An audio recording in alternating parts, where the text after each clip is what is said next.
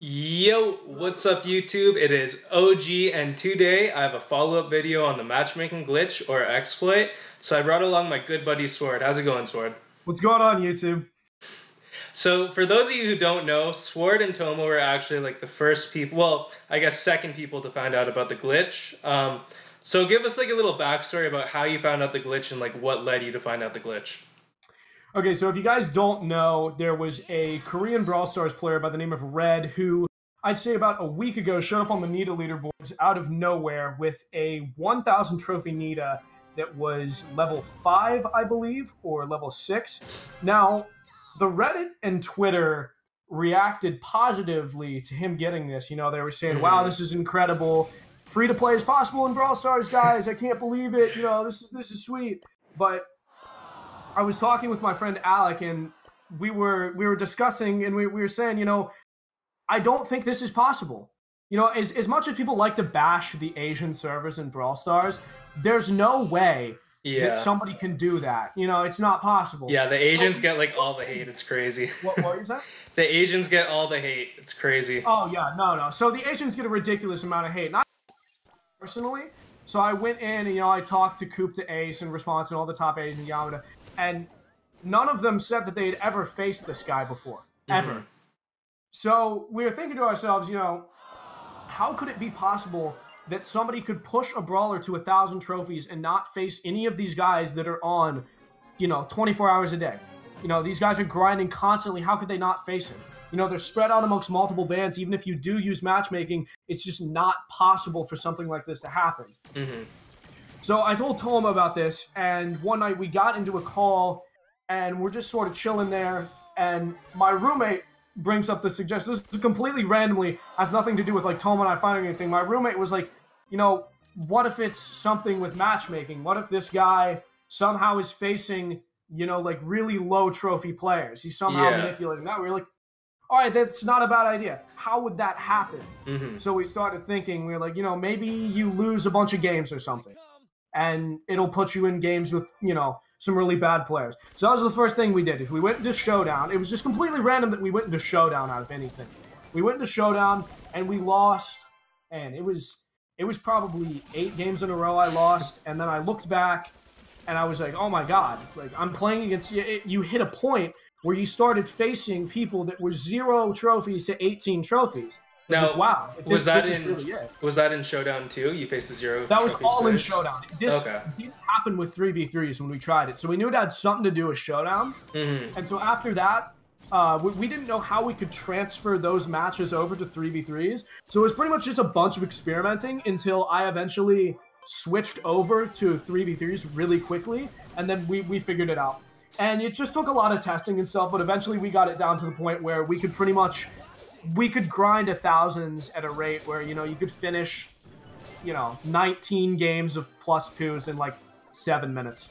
Yeah, it's insane. So how long did it take you to like figure out the formula, and then how long would you say you pushed? Because your account was Joey Sip, right? Yeah.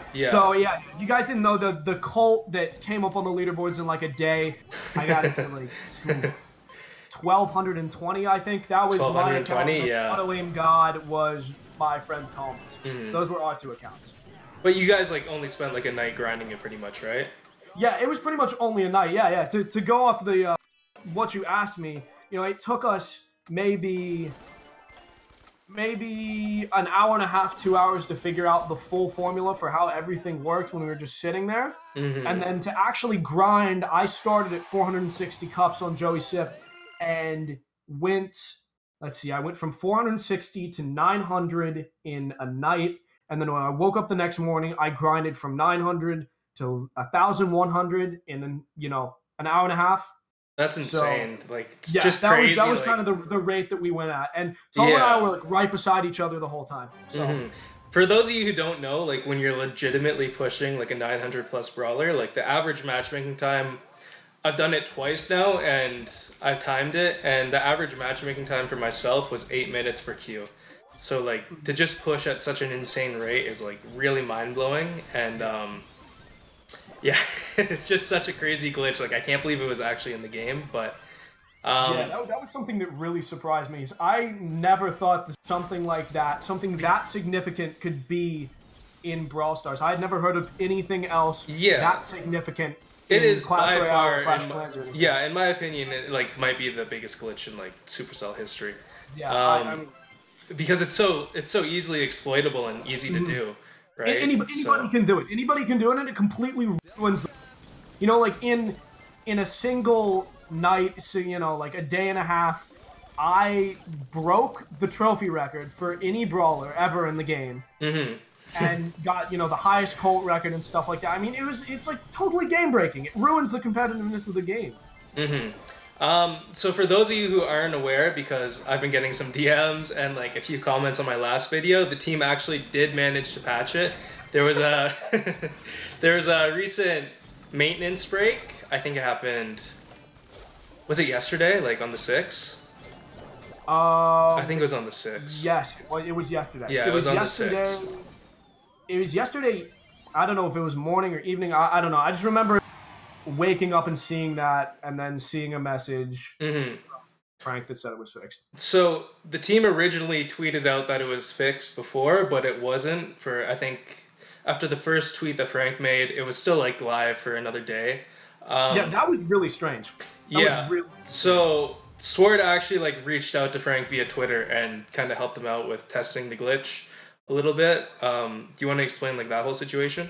So I originally made a tweet after Frank announced that they'd fixed the glitch, because I went onto my account immediately after, and I was like, you know, I don't know if this is fixed or not. I have to test this out, and it wasn't. I was able to do the glitch immediately after Frank said it was fixed. I reach out to him on Twitter. I'm like, hey, you know, I can still do this on my account. You know, some people say they can do it. Some people say they can't. It's a really big issue. I didn't know, honestly. If I wouldn't have reached out to him, I don't know how much longer the glitch was going to be in the game. Because, you know, there's only a certain community that knows that what's going on. At that point, like, the first video was out on it, and I think the leaderboards, like, definitely the past, like, I'd say February 4th to 6th, they got, like, pretty messed up. Oh, yeah, really, really messed up. Yeah. So I think it was really good that you reached out to him and just, like, offered all the help that you could get. What exactly did he, like, ask you to do in order to help with him? So, we just talked about, he asked me for, it was kind of the same thing that when I about it, because I originally tried reaching out to support to help with it. And the guy in support asked me to make a YouTube video with gameplay explaining what I was doing. He's like, kidding me? So I didn't make a YouTube video explaining what was going on privately for the Supercell team. I gave Frank the account number that I was using and kind of explained to him the whole process that was going on about what I was doing, and then that conversation just kind of further went on and what was happening with the glitch. And then he was able to fix it really quickly. I was very, very impressed with how fast Supercell was able to fix that. So that was really good. I was really impressed with that. It was awesome. Yeah, didn't you also tell him to like reset every brawler that's over like 1K illegally? That was in the original tweet, in which I was telling him, just because I've heard, you know, from a lot of the people that we know, you know, Johnny Boy, Jack Chepo, the people who got their records broken by one of the people that was using glitch, i.e. me, me. So I was like, can you please reset, you know, anybody that's broken a record with the brawler, just for the sake of the top community. I know none, you know, 99% of the players really don't care, but, you know, the top 1% really cares about it. And he was nice enough to reset my Colt down to 0 trophies. I now have a 0 trophy rank 20 Colt. The only one in the game, actually. So that might be only one in the game now. Yeah, that might be an even more impressive record. If you guys don't know, the reason why we're freaking out about this so much is because you can't drop a brawler below 26 trophies. Once you get it above 26 trophies, you can't drop it below. So the only way you can get like a 0 trophy rank 20 brawler is by Supercell manually going in and just like typing in, all right, 0. Like he's a 0. So I think that's just really cool.